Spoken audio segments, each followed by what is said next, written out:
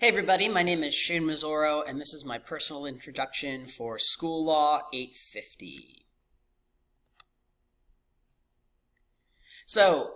In terms of my background, I've been teaching for 13 years. I teach at a very large high school in Pennsylvania called North Penn High School. It's 3,000 students for 3 grades. It's in Lansdale, Pennsylvania, which is a suburb outside of Philadelphia.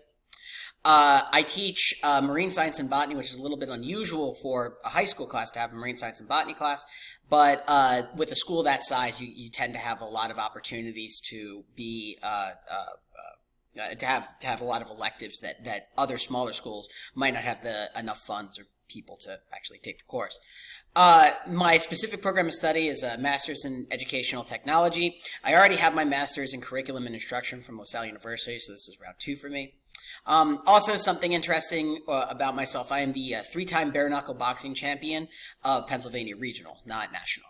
That's my dog with my daughter, Nora. Nora and Judy are best friends. Nora is best friends with Judy because she is a messy eater. Judy is best friends with Nora because Nora likes to pet and kiss Judy. What's your experience regarding work? I live in Philadelphia and I work outside in the suburbs of Philadelphia. So I get a lot of different exposures every day to different types of people and different types of students. And in terms of my background in school law, I've taken school law 10 years ago as part of my first majors, and it was actually my favorite course that I took. I actually like law a lot and learning about legal environments. 3 levels of government and control of public education. So the 3 levels of control are local, state, and federal. Of them, the one that has the most power and authority is the local level. That has accountability and operations of government-run schools and school boards, and they decide the local educational tax rate and then necessarily how to delegate that money within the school system itself. On a state level, the state chooses to delegate as much of their authority, chooses to delegate a lot of their authority to local districts, but they have the ability to reclaim it at any time. So for instance, we saw that during the pandemic where the state ultimately decided to close down a lot of the public schools, even though it may have been the school board or the school board's decision that they should maybe keep open.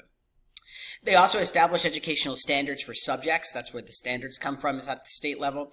And they provide slightly less than half the school's operating cost. On a federal, the role in the federal drive for public education is very limited. They contribute funds from the Department of Education. Department of Agriculture contributes for free and reduced lunch. The Department of the State sets generalized goals. And they support educational research and the gathering and distribution of information about the scope and quality of the nation's educational system. Basically, they set mandates like No Child Left Behind, Race to the Top, in order to explain to the nation where the educational system is and how to better the educational system in the future. In terms of my specific state, in terms of the nation, the Secretary of Education, who's now Miguel Cardona, is the Secretary of Education, head of the federal level. The Educational Secretary oversees the management and distribution of the federal budget for educational initiatives, again, like Race to the Top or No Child Left Behind. Then at a local level, you have school boards. My school board, Tina Stoll is the president, and Christina Fusco is the vice president. The school board has ultimate say over how the budget is spent.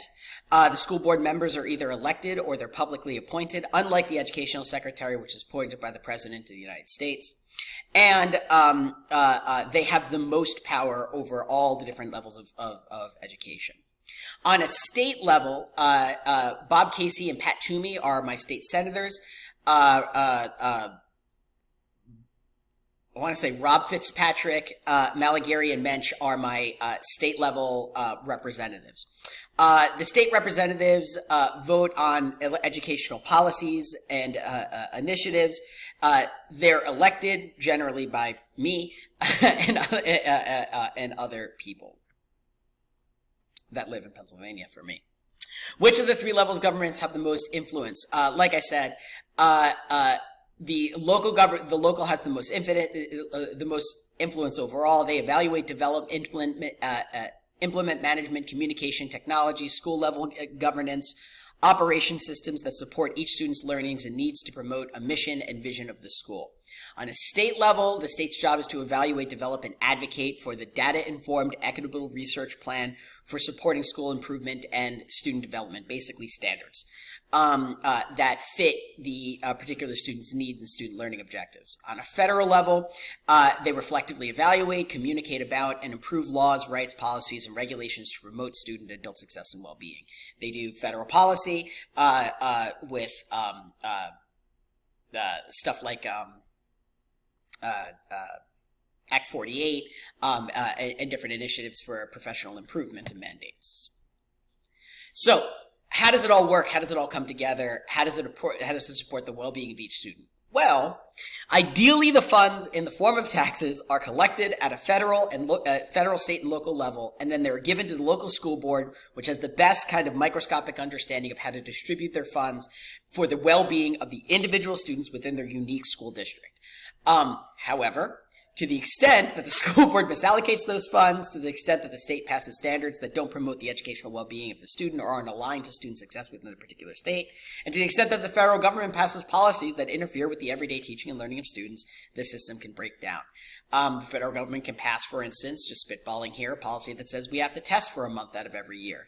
The state can pass standards that kids in Philadelphia don't have any idea about, and kids in rural Pennsylvania don't have any idea about. And the school board can choose to allocate funds towards things that don't necessarily make much sense. Like, for instance, allocating funds towards buying big screen TVs for teachers when we never asked for big screen TVs and we still don't know why they would have bought us big screen TVs for our classrooms. Still a mystery to this day. But it's a nice TV, right? I mean, it's very nice. Haven't turned it on once. So, this assignment demonstrated a correlation to the, it's supposed to be CLO, selected for the assignment by forcing me to analyze the role of the state, federal, and local government in the educational system. It was relevant to my learning because it taught me what specific roles of the state, federal, and local governments are in the educational system that I currently teach in, and thereby improved my understanding of the three levels of government and who does what and where. This assignment also will change the way I teach and learn by giving me a deeper understanding of where the funding necessary to do my job comes from and who makes the decisions about how to distribute it. The assignment will influence my decision I make as a future school leader by giving me a better understanding of the power brokers within the educational system and what their specific roles and duties are. There is my references. It's been a pleasure and honor. Smash that subscribe button, and I will see you all on the flip side. Peace out.